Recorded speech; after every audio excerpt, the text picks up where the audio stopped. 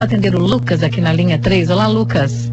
Caiu a ligação. O que está acontecendo, Zé? Ou o povo não quer esperar, ou você tá de brincadeira, né? Oi, Ana. Oi. Oi, querida.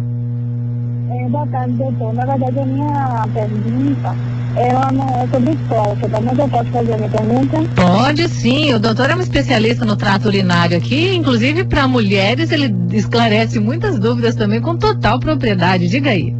Então, é que eu sou casada, vai fazer 5 anos.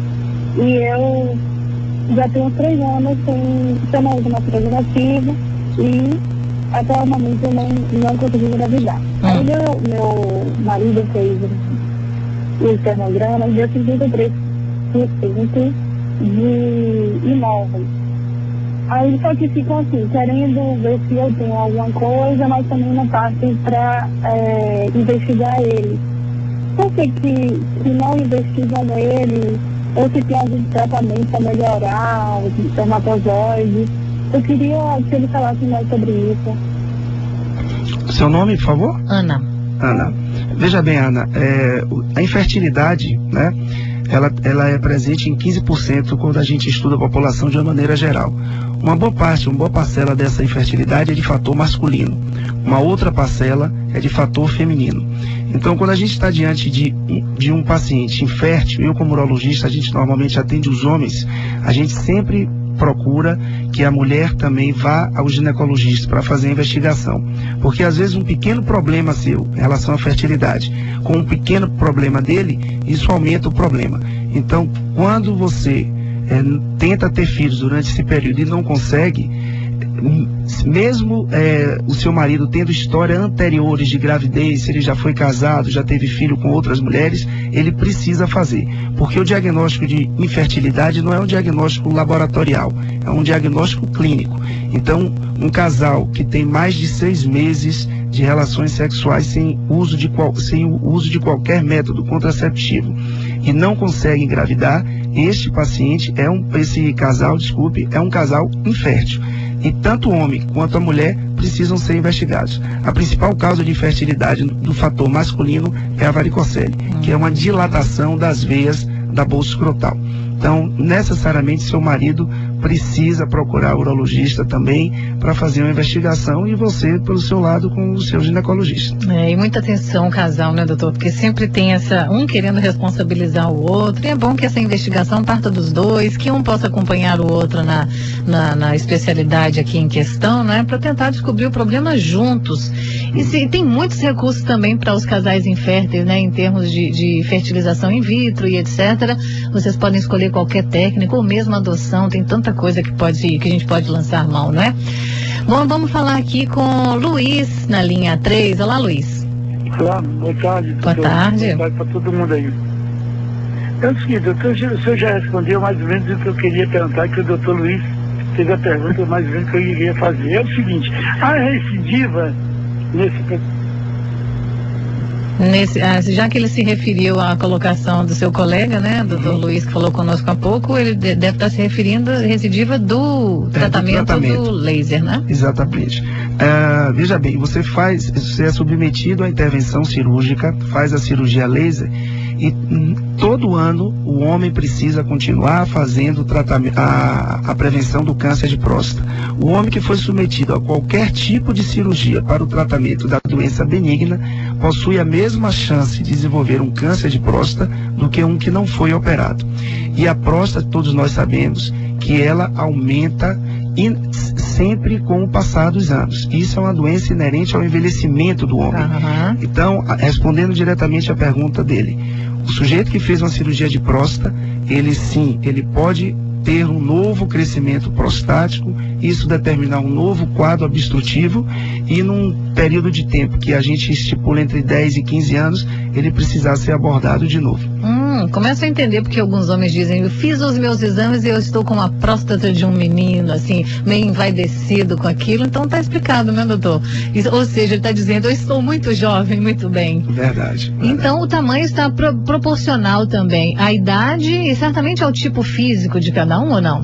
Existem vários fatores que influenciam nisso. O fator genético é o mais importante. Também, né? Aqueles sujeitos que tiveram parentes que tiveram doença benigna, eles têm mais chance de ter doença benigna, de ter o crescimento prostático benigno e necessitar de ou tratamento clínico ou tratamento cirúrgico.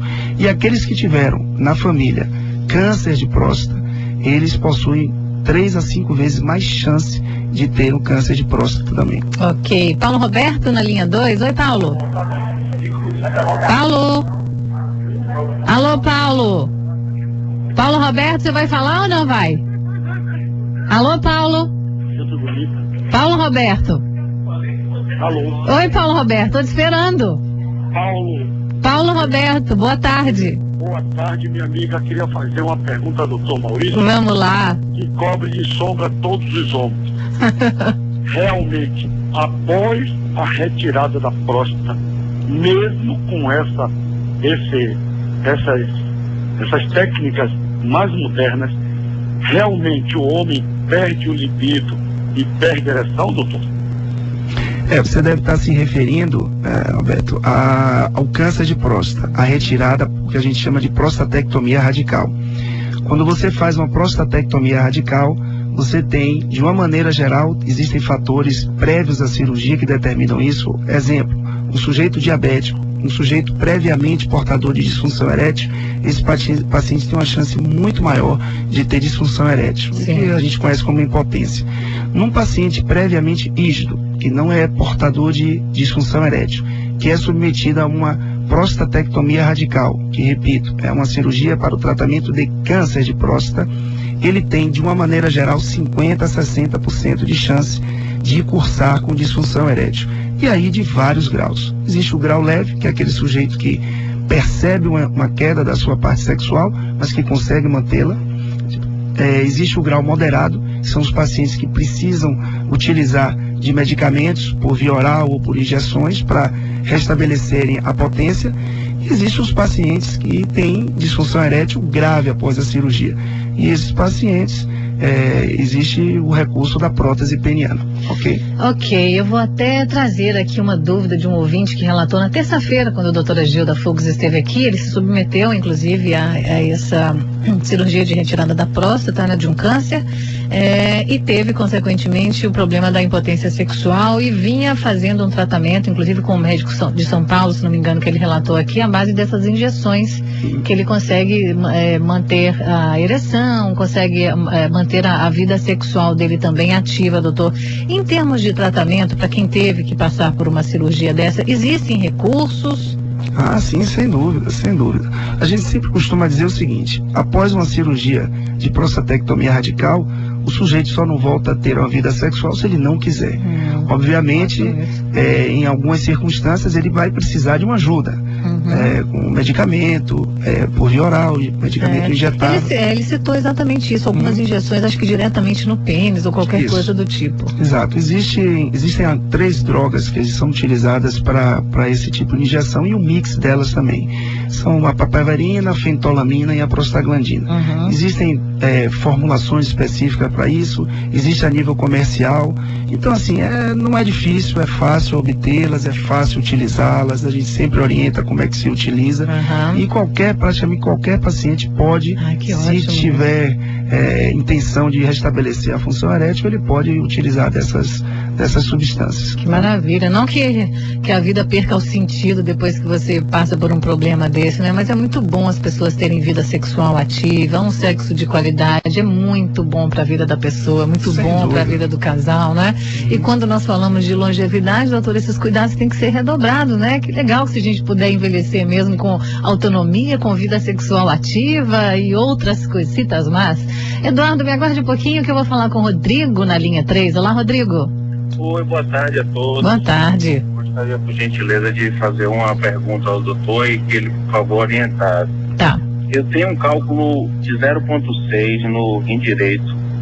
E aí muita gente fala, eu já fiz, logicamente, consultas, médicos, inclusive o doutor ficou entre optar por o leco, salvo engano, que é um choque, ou uma alguma coisa, até uma sucção de lá de dentro que tira a pedrinha. Gostaria de saber, doutor, se existe alguma opção menos invasiva e se realmente beber muita água, existe a possibilidade da pedra sumir. Curioso, né? A gente vem aqui para falar de doença benigna da próstata, de tratamento a laser, e a gente já falou de infertilidade, de disfunção erétil. Né, doutor? Vamos aproveitar, né, seu conhecimento. Eu sugiro que Olga me convide aqui mais vezes, seria um prazer. Cada semana, cada mês a gente viria aqui falar sobre um tema. Cálculo renal, ele tem um cálculo de 0,6 centímetros. Normalmente cálculos de 0,6 assintomáticos não requerem tratamento, tá? Esse paciente precisa ser acompanhado, porque existe a possibilidade de eliminação espontânea. Se há uma indicação, que são várias, não cabe aqui a gente explicar em que situações a gente faria o tratamento, mas se há realmente indicação de ser tratado, o menos invasivo foi isso que foi sugerido para ele com o leco, que é a litotripsia corpórea por ondas de choque. É um procedimento ambulatorial, não invasivo, que não requer anestesia na maioria das vezes, e ele se submete a essa intervenção, que dura aproximadamente 30 minutos, e a função dela é pulverizar a pedra para que ele elimine espontaneamente pela urina. Olha só, que legal isso. Além disso, você tem o laser, que é um laser diferente desse que a gente aplica para a doença da próstata, é o laser para tratamento de cálculo renal. Por um procedimento endoscópico, a gente penetra pela uretra, entra pela bexiga, vai até o rim, e com o laser a gente quebra essa pedra. Então, assim, existem 3 tipos de tratamento, e no caso dele, se houver realmente indicação de tratamento, eu também acredito que a litotripsia corpórea seja a melhor opção.